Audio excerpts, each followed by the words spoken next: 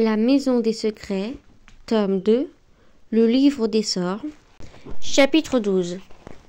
Un bruit sourd réveilla Olive. Elle se leva plus profondément dans la couette et ferma les yeux. « Non merci, je n'en veux plus, » marmonna-t-elle. Mais le bruit sourd se faisait toujours entendre. Aussi émergea-t-elle lentement du sommeil. Le hamburger Coca qu'elle dégustait dans son sommeil s'effaça peu à peu. Cédant la place au couvre-lit froissé, le livre était toujours ouvert sur sa poitrine. La pièce était baignée de soleil. Elle mourait de faim. Et un bourdon géant s'entêtait contre la vitre. 12h31, affichait la pendule. Jamais elle n'avait dormi si tard, pas même quand elle délirait avec 40 degrés de fièvre, en ayant l'impression que tous ses orteils avaient changé de place. Pas étonnant qu'elle ait une faim de loup. Elle enfila un short à peu près propre, un t-shirt, et sortit dans le couloir sans lâcher le livre. « Papa ? Maman ?» Mais la maison était silencieuse. Elle descendit l'escalier sans se presser. Le lourd grimoire, cognant contre sa hanche, et coula un œil dans la bibliothèque par l'embrasure de la porte sculptée. « Coucou ! Il y a quelqu'un ?» Un léger écho, puis rien. Elle trouva un mot de sa mère sur la porte du réfrigérateur. « Bonjour, ma chérie. Nous sommes sur le campus. Retour prévu entre 16h06 et 16h09, en fonction de la circulation et autres variables. Sers-toi 1/6 de lasagne pour le déjeuner. Bisous, papa et maman. » Olive opta pour un bol de céréales, chaton rose. Elle n'avait aucune envie de devoir faire des maths pour se servir un plat. Elle posa le livre sur le comptoir devant elle, se servit un plein bol de céréales et s'assit sur l'un des hauts tabourets. Elle faillit offrir une cuillerée de son petit déjeuner au livre, mais se ravisa. C'était idiot, bien sûr. Olive lisait souvent en mangeant, ou l'inverse, vu que la lecture lui prenait plus de temps avant et après le repas.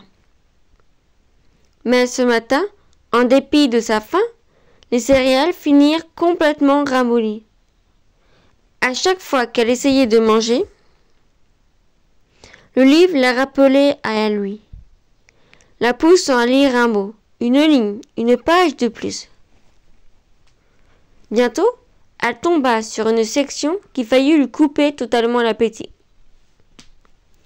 Le premier sort s'appelait « Conjurer un familier ». Elle parcourut la liste des ingrédients. C'était une recette horrible avec du sang humain et un œil de chat, et aussi le contenu d'un estomac de crapaud. Une fois le mélange prêt, il fallait le faire bouillir sur un feu de branches de sureau au premier croissant de lune. Alors, une créature apparaîtrait d'un autre monde pour servir son maître à tout jamais. Elle relut le sort. C'était donc ainsi que Emma Martin avait pris possession d'Oriatio, de Léopold et d'Hervé. Elle imaginait un œil, Adgar ou Hailey ou quelqu'un d'encore plus vieux, surveillant le brasier perdu dans les paysages tourmentés d'Écosse. Elle repoussa son bol et rapprocha le livre. Contrôler un familier, punir un familier, convoquer un familier. Les mots pénétraient dans son esprit comme une clé, une serrure invisible. Elle entendit presque le cliquetis du peigne et du verrou. Si elle mettait ce sort en pratique, elle pourrait certainement enfin explorer la trappe du sous-sol. Si Léopold montait ainsi la garde, il devait y avoir une bonne raison. Il y avait forcément quelque chose d'important à cet endroit, qui valerait de nouveaux secrets de la maison des McMartin, ou même du monde des tableaux. Grâce à ce sort, elle pourrait éloigner Léopold. Sans quitter le livre des yeux, elle avala une cuillerée de céréales pleine à ras-bord, qu'elle mâchonna distraitement. La marche à suivre était assez simple, contrairement à d'autres sorts. Elle n'aurait pas besoin d'enterrer un ingrédient pendant 6 mois, ni de le déterrer à la pleine lune, et elle ne risquerait pas de mettre le feu à la maison par accident. Il ne fallait que de la craie blanche, du lait, une trace du familier, fourrure ou plumes, cuir ou pelage, et quelques herbes peu communes. Elle avait les 2 premiers ingrédients, n'aurait aucun mal à se procurer quelques poils. Elle savait d'avance où chercher les plantes. Tout en réfléchissant, elle balançait les pieds perchés sur son tabouret. Autant commencer par ce sort-là, peut-être même qu'il ne marcherait pas. Et dans ce cas-là, personne ne serait blessé. Personne n'aurait à donner son sang, aucune grenouille n'aurait à perdre sa langue, et puis, tant qu'à faire expérience sur quelqu'un, autant la faire sur un ami, non?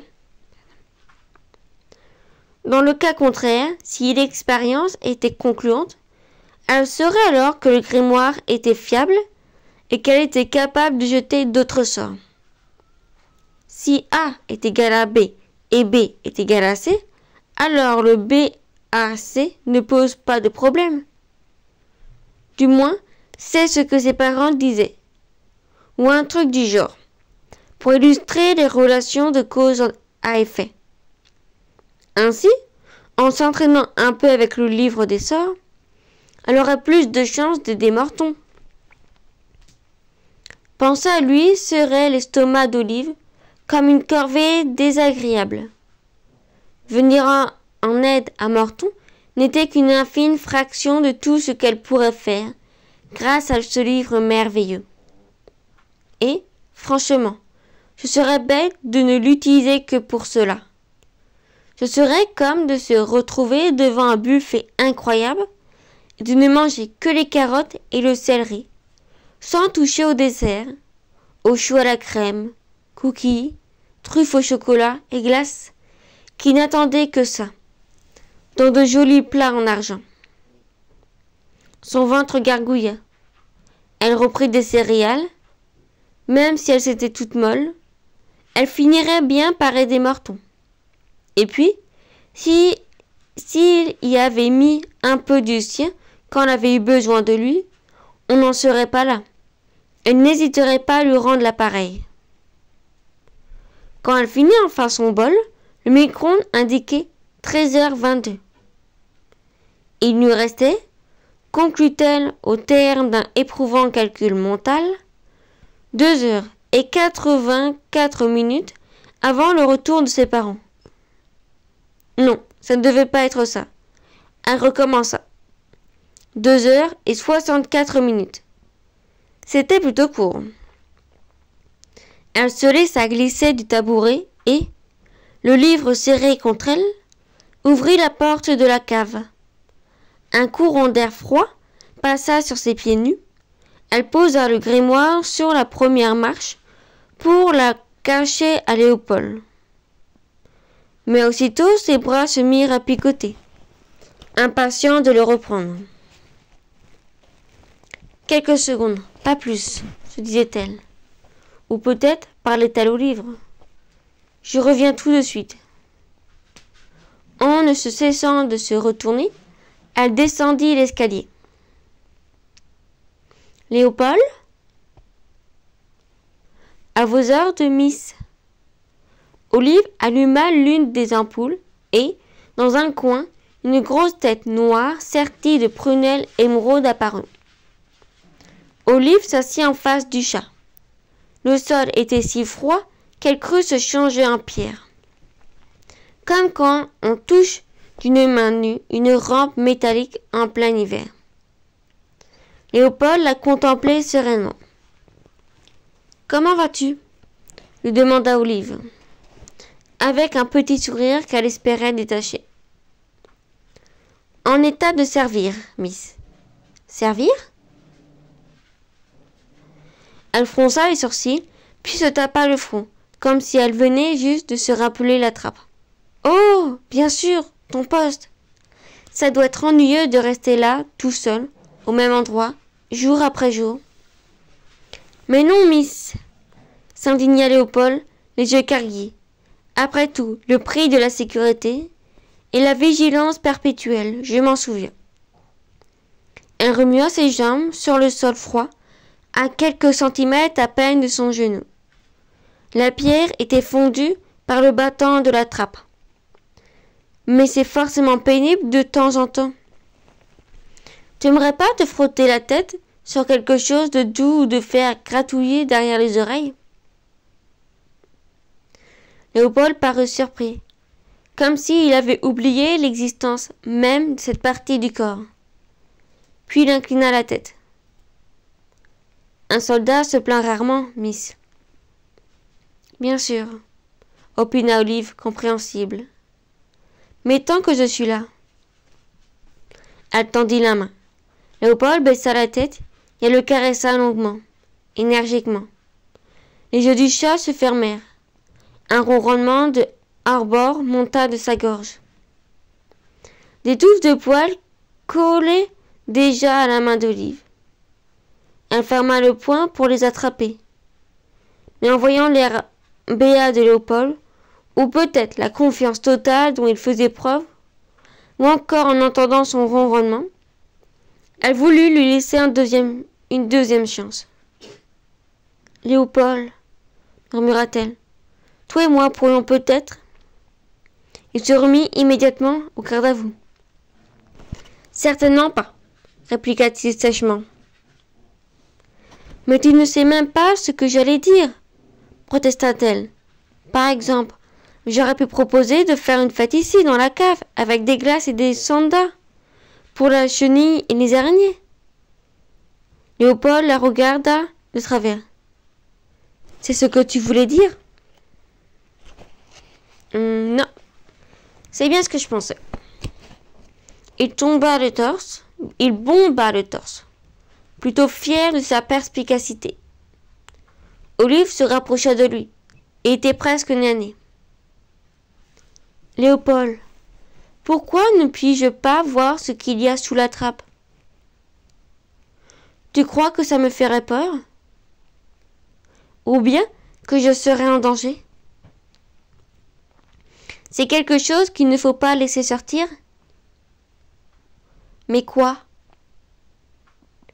Léopold se raidit. « C'est mieux que tu ne saches rien. »« Léopold !» implora Olive, qui retomba sur ses fesses, les yeux rivés au plafond, couverts de toiles d'araignée. Elle hésita à écarter le chat de la trappe, voire à le dégager, sans ménagement. Mais elle n'était pas sûre de pouvoir le soulever, même si elle était plus grande que lui.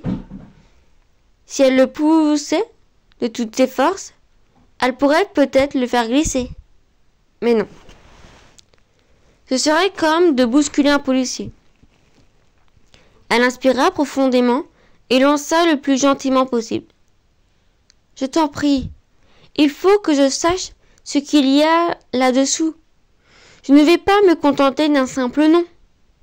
Miss, il faut me croire quand je dis que c'est pour le mieux. » Y avait-il un peu de tristesse dans le regard qu'il lui jeta? « Tout le monde croit savoir ce qui est le mieux pour moi, » marmonna Olive en s'éloignant, plusieurs touffes de poils à la main. Elle tira la chaîne de l'ampoule de toutes ses forces. La cave replongea dans l'obscurité et partit sans un regard en arrière. Inutile, elle savait bien que Léopold la suivait des yeux. Elle claqua la porte de la cave, le grimoire de nouveau niché dans ses bras, puis elle rassembla tous les poils en une seule boule, qu'elle mit dans sa poche. Elle avait laissé une dernière chance à Léopold. Il avait choisi de l'ignorer. Quoi qu'il arrive, ce serait de sa faute à lui. C'était sa maison à elle, son grimoire, et c'était son jardin que la brise caressait. Elle se pressa vers la porte de derrière. Mais elle fut arrêtée dans sa course si brusquement qu'elle faillit lâcher le livre. Oriatio se tenait dans une flaque de soleil et son pelage roux resplendissait tel un halo de feu. Elle le serra contre elle, cachant une partie de la couverture, mais ses efforts furent vains. L'expression d'Oriatio lui confirma. « Je... » fit Olive. Mais le chat se leva. Ses moustaches blanches frémissaient. Ses yeux lançaient des éclairs. Elle se tut, et ils se toisèrent en silence. La tension entre eux était presque palpable. Olive se préparait un coup de tonnerre.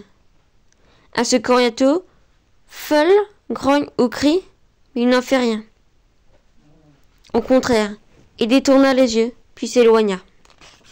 « Je sais que tu n'aimes pas écouter mes conseils, » dit-il. Sa voix n'était pas cassante comme d'habitude. Il semblait se contenir. « Tu préfères faire tes propres erreurs plutôt qu'apprendre de celles des autres. Jusqu'à présent, tu as eu de la chance. Tu as survécu à tes nombreuses, innombrables bourdes. » Olive ouvrit la bouche, mais il ne la laissa pas parler. Soit tu continues à compter sur la chance, soit tu te mets un peu de blond dans la cervelle. Et tu ne peux faire qu'un seul choix, Olive. Donc, j'espère que tu feras le bon. Sur ce, il s'éclipsa en trottinant. Olive passa un long moment à hésiter, telle l'aiguille d'une boussole cassée, entre le chat qui s'éloignait et la porte du jardin. Le livre pesait de tout son poids contre ses côtes. Tous les doutes qu'elle avait réprimés dans un coin de sa tête rejaillirent en un tumulte de voix autoritaires. Le rayon de soleil déserté par Oriatio vint caresser la reliure de cuir. Le M doré se mit à scintiller. M comme à moi, se dit Olive.